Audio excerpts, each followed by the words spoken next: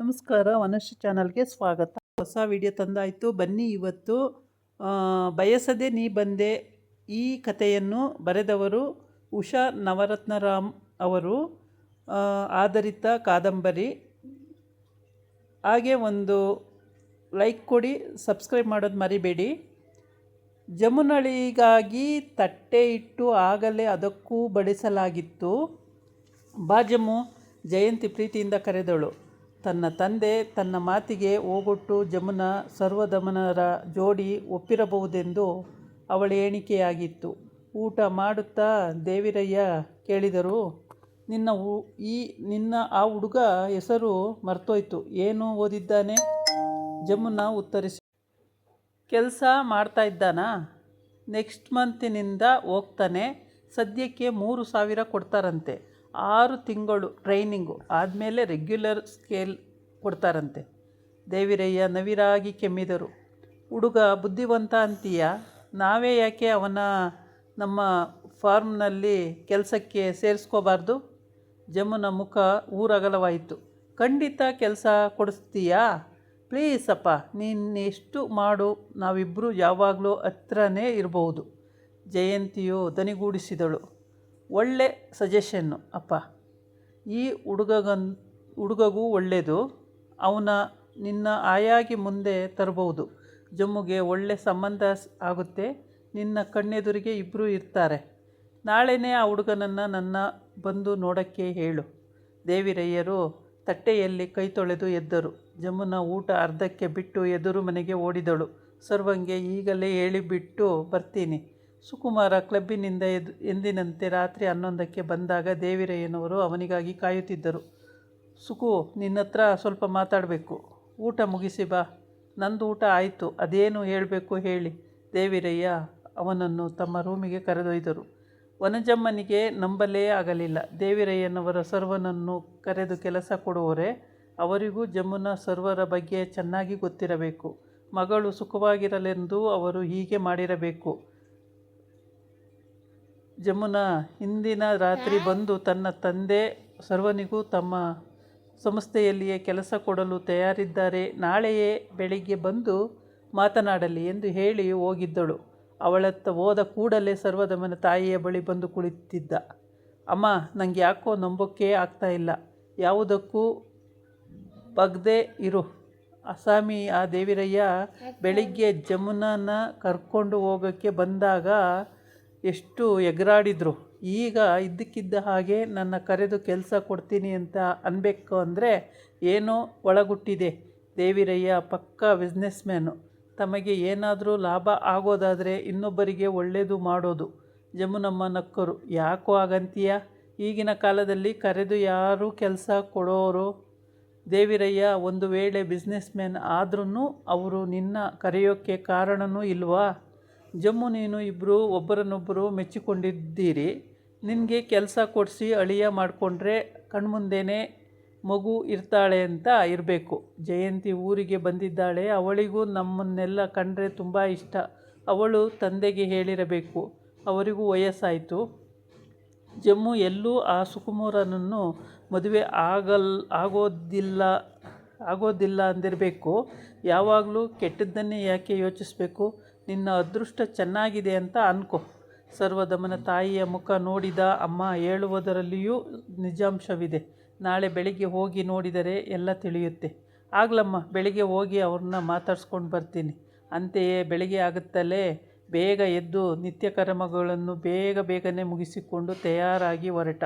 ಸರ್ವ, ನೀನು ಸ್ವಲ್ಪ ದುಡುಕು, ನಿಧಾನವಾಗಿ ತಾಳ್ಮೆಯಿಂದ ಮಾತಾಡು, ಗೊತ್ತಾಯ್ತಾ? ವನಜಮ್ಮ ಅವನ ಹೊರಡೋ ಮುನ್ನ ಎಚ್ಚರಿಸಿದರು. ದೇವಿರಯ್ಯ ಆಗಲೇ ಎದ್ದು ಆ ದಿನದ ಪತ್ರಿಕೆ ಹಿಡಿದು ಕುಳಿತುಕೊಂಡಿದ್ದರು. ಬಾರಯ್ಯ ಬಾ. ಲೋ ಸುಕು, ನೋಡು, ಸರ್ವದಮನ ಬಂದಿದ್ದಾನೆ, ಒಳಗೆ ಹೋಗಪ್ಪ. ನಂದಿನ್ನೂ ಬೆಳಗಿನ ಉಪಹಾರ ಆಗಿಲ್ಲ. ಈ ಪೇಪರ್ ಮುಗಿಸಿ ಹಾಕಿ ಬರ್ತೀನಿ. ಅಷ್ಟರಲ್ಲಿ ಸುಕುಮಾರ ನಗುತ್ತಾ ಬಂದು ಸರ್ವದಮನನನ್ನು ಸ್ವಾಗತಿಸಿ, ಕಮ್ ಇನ್, ಈಗ ತಾನೇ ಬ್ರೇಕ್ಫಾಸ್ಟ್ ಪ್ರಾರಂಭಿಸ್ತಾ ಇದ್ದೆ. ಸರ್ವದಮನನ್ನು ಡೈನಿಂಗ್ ಹಾಲಿಗೆ ರೂಮಿಗೆ ಕರೆದೊಯ್ದು ಆಗಲೇ ಜಯಂತಿ ಜಮುನ ಕುಳಿತಿದ್ದರು. ಬಾ ಸರ್ವ, ಜಯಂತಿ ಆದರದಿಂದ ಕರೆದಳು. ಇಲ್ಲೇ ಕೂತ್ಕೋಬಾ, ಪಕ್ಕದಲ್ಲೇ ಕೂರಿಸಿಕೊಂಡಳು. ಎದುರಿಗೆ ಕುಳಿತಿದ್ದ ಜಮುನ ಕಣ್ಣು ಒಡೆದು ನಕ್ಕಳು. ಜಮುನ ಪಕ್ಕ ಸರ್ವದಮನ ಎದುರಿಗೆ ಸುಕುಮಾರ ಕುಳಿತ. ಜಯಂತಿ ಎಲ್ಲರ ತಟ್ಟೆಗೆ ಇಡ್ಲಿ ಬಡಿಸಿದಳು. ಸರ್ವದಮನ ಕೈಗೆ ಚಮಚ ತೆಗೆದುಕೊಳ್ಳುವ ಮೊದಲೇ ಕೇಳಿದ, ಏನು ಜಮು, ನಿಮ್ಮ ತಂದೆ ನನ್ನ ಬಂದು ನೋಡೋಕ್ಕೆ ಅಂತ ಹೇಳಿದ್ರಂತಲ್ಲ, ಏನು? ನಾನು ಹೇಳ್ತೀನಿ, ಸುಕುಮಾರ ತಿಂಡಿಯನ್ನು ಬಾಯಿಗಿಟ್ಟುಕೊಳ್ಳುತ್ತಾ ಹೇಳಿದ. ನಮ್ಮ ಫಾರಮ್ನ ಬೇರೆ ಬೇರೆ ಕಡೆ ಬ್ರಾಂಚ್ ತೆಗೆಯಬೇಕು ಅಂತ ಇದ್ದೇವೆ. ಬೇರೆ ಬೇರೆ ಕಡೆ ಬ್ರಾಂಚನ್ನು ತೆಗಿಬೇಕು ಅಂತ ಇದ್ದೇವೆ. ನಮಗೆ ಒಳ್ಳೆಯ ಇಂಟೆಲಿಜೆಂಟ್ ಯಂಗ್ ಮ್ಯಾನ್ ಬೇಕು. ಒಳ್ಳೆ ಇನಿಷಿಯೇಟಿವ್, ಮೋಟಿವೇಶನ್ ಇರಬೇಕು. ಅದಕ್ಕೆ ಆಗಲೇ ನಾನು ಸೆಲೆಕ್ಷನ್ ಪ್ರಾರಂಭ ಮಾಡಿದ್ದೀವಿ. ನಿನ್ನೆ ನಿಮ್ಮನ್ನು ನೋಡಿದ ಕೂಡಲೇ ನಮ್ಮ ತಂದೆ ಜಮುನಳ ವಿಚಾರಿಸಿ ಎಲ್ಲ ತಿಳ್ಕೊಂಡ್ರು. ನಿಮ್ಮಂತಹ ಯಂಗ್ ಮ್ಯಾನ್ ನಮಗೆ ಬೇಕು. 6 ತಿಂಗಳು ಟ್ರೈನಿಂಗ್ ಅಂತ ತಗೊಂಡು ನಾವೇ ಸ್ಟೈಪೆಂಡ್ ಕೊಡ್ತೀವಿ. ನಮ್ಮ ಕಂಪನಿಗೆ ಹೇಗೂ ಬೇಕೋ ಹಾಗೆ ಟ್ರೈನಿಂಗ್ ಕೊಡ್ತೀವಿ ಅಂತ. ಟ್ರೈನಿಂಗ್ ಮುಗಿದ ಕೂಡಲೇ ಒಂದೊಂದು ಬ್ರ್ಯಾಂಚಿಗೂ ಎಕ್ಸಿಕ್ಯೂಟಿವ್ ಆಫೀಸರ್ಗಳಾಗಿ ನೇಮಿಸ್ಕೊಳ್ತೀವಿ. ಕ್ವಾರ್ಟರ್ಸ್ ಕೊಡ್ತೀವಿ, ಎಲ್ಲ ಅಮ್ಯುನಿಟಿವ್ ಕೊಡ್ತೀವಿ. ಸರ್ವತ್ ನೋಡಪ್ಪ, ನೀನು ನಮಗೆ ಹೊಸಬನಲ್ಲ. ಹೊಸಬರನ್ನು ತೆಗೆದುಕೊಳ್ಳೋದಕ್ಕಿಂತ ತಿಳಿದವರಾದರೆ ನಮಗೂ ಸರಿ. ನೀನು ಎಷ್ಟು ಬುದ್ಧಿವಂತ ಎಂದು ನಮಗೂ ಗೊತ್ತು, ಜಯಂತಿ ದನಿಗೂಡಿಸಿದಳು. ಟ್ರೈನಿಂಗ್ ಪೀರಿಯಡ್ನಲ್ಲಿ 3,500, ಆಮೇಲೆ ತಿಂಗಳಿಗೆ 6,000 ಪ್ಲಸ್ ಆಲ್ ಪರ್ಫೆಕ್ಟ್ಸ್ ಕೊಡ್ತೀವಿ. ಇಂಟರ್ವ್ಯೂಗೆ ಕರೆಯದೆ ನಿಮ್ಮೊಬ್ಬರನ್ನೇ ನಾವು ಹೇಗೆ ಸೆಲೆಕ್ಟ್ ಮಾಡ್ತಾ ಇರೋದು? ಅಂಕಲ್ ಏನು ಮಾಡಿದರೂ ತುಂಬ ದೂರಾಲೋಚನೆ ಇಟ್ಕೊಂಡೇ ಮಾಡ್ತಾರೆ. ನಿಮ್ಮ ಭವಿಷ್ಯದ ಬಗ್ಗೆ ತುಂಬ ಇಂಟ್ರೆಸ್ಟ್ ತೋರಿಸ್ತಾ ಇದ್ದಾರೆ. ಜಮುನ ಸರ್ವದಮನತ್ತ ಕಿರುನಗೆ ಬೀರಿದಳು. ಅಷ್ಟೊತ್ತಿಗೆ ದೇವಿರಯ್ಯ ಕೆಮ್ಮುತ್ತಾ ಬಂದರು. ನನಗೆ ತಿಂಡಿ ಏನು ಬೇಡ, ಬರೀ ಕಾಫಿ ಸಾಕು. ಅಂಕಲ್, ನಾನು ಸರ್ವದಮನಿಗೆ ನಮ್ಮ ಆಫರ್ ವಿಚಾರ ತಿಳಿಸಿದ್ದೀನಿ. ಅವರಂತಹವರು ನಮಗೆ ಸಿಕ್ಕರೆ ಬಹಳ ಕೆಲಸ ಮಾಡ್ಬೋದು. ದೇವಿರಯ್ಯ ಕಾಫಿ ಗುಟುಕರಿಸಿ ಕಪ್ಪನ್ನು ಕೆಳಗಿಟ್ಟು, ಸರ್ವ ಏನು ಹೇಳ್ತೀಯಪ್ಪ? ನಮ್ಮ ಹುಡುಗ ನಮ್ಮ ಕಣ್ಮುಂದೆ ಬಂದರೆ ನಮಗೂ ಸಂತೋಷ. ಅವಸರ ಏನಿಲ್ಲ, ನಿಧಾನವಾಗಿ ಯೋಚಿಸಿ ಹೇಳಪ್ಪ. ಏನು ಅಂಕಲ್ ನಿಧಾನವಾಗಿ ಅಂತ ಹೇಳ್ತಾ ಇದ್ದೀರಿ? ಮೊದಲನೇ ಬ್ರಾಂಚ್ ನಾವು ಜೈಪುರದಲ್ಲಿ ಮಾಡಬೇಕು ಅಂತ ಅಂದ್ಕೊಂಡಿದ್ದು ಮರ್ತೋಯ್ತೆ. ಶುಭಂ ಶೀಘ್ರಂ ಅಂತ ನೀವೇ ಹೇಳ್ತಿದ್ದೀರಿ. Latest stars it. ಅಲ್ಲಿಗೆ ಸರ್ವದಮನವರನ್ನೇ ಟ್ರೈನಿಂಗಾಗಿ ಹಾಕ್ಕೊಂಡು ನಾನು ಅವ್ರಿಗೆ ಎಲ್ಲ ತೋರಿಸಿಕೊಡ್ತೀನಿ. ಮಿಕ್ಕವರಿಗೆಲ್ಲ ನಾವು ಇನ್ನೂ ಇಂಟರ್ವ್ಯೂ ಮಾಡಿ ಸೆಲೆಕ್ಟ್ ಮಾಡಿಕೊಂಡು ಕೆಲಸ ಶುರು ಮಾಡೋದ್ರಲ್ಲಿ ಜೈಪುರದಲ್ಲಿ ಒಂದು ಬ್ರಾಂಚ್ ಪ್ರಾರಂಭ ಆಗಿಬಿಟ್ರೆ ನಮಗೂ ಅನುಭವ ಆಗುತ್ತೆ. ಸರ್ವದಮನ ಆಗ ನಮ್ಮ ರೈಟ್ ಹ್ಯಾಂಡ್ ಆಗಿರ್ತಾರೆ, ಸುಕುಮಾರ ಹೇಳಿದ. What do you say mister Sarvadaman? Sukumara ಎದ್ದು ಬಂದು ಸರ್ವದಮನ್ನ ಭುಜದ ಮೇಲೆ ಕೈ ಇಟ್ಟು, ಕಮ್ಮನ್, ನಾವಿಬ್ಬರು ಸೇರಿ ಎಲ್ಲ ಚೆಕ್ ಮಾಡೋಣ, ಎಲ್ಲ ಪ್ಲ್ಯಾನ್ ಮಾಡೋಣ. You are appointment now step. Shuku, ನೋಡಪ್ಪ, ನನ್ನ ಕೈಲಿ ನಿನ್ನ ಜೊತೆ ಓಡಾಡಿಕೊಂಡು ಕೆಲಸ ಮಾಡೋಕ್ಕಾಗಲ್ಲ. ನೀವು ಯುವಕರು, ಹೊಸ ಪೀಳಿಗೆಯವರು, ಅದೇನು ಮಾಡ್ತೀರೋ ಮಾಡ್ಕೊಳ್ಳಿ. ಏನು ಮಾಡ್ತಿದ್ದೀರಿ, ಏನು ಇಡ್ತಾ ಮಾಡ್ತಿದ್ದೀರಿ ನನಗೆ ತಿಳಿಸು ಸಾಕು. ಅನ್ನಪ್ಪ. ಸರ್ವ, ನೀನು ನಮ್ಮವನೇ ಅಲ್ವಾ? ಅಷ್ಟು ಸರ್ವನೇಕೆ ಕೇಳ್ತೀರಿ? ನಾನು ಹೇಳ್ತೀನಿ. ಸರ್ವ ಒಪ್ಕೊಂಡಿದ್ದಾರೆ. ಜಮುನ ನಗುತ್ತಾ ಹೇಳಿದಳು. ನಾನು ಹೇಳಿದ ಮೇಲೆ ಅವರು ಇಲ್ಲ ಅನ್ನೋಲ್ಲ.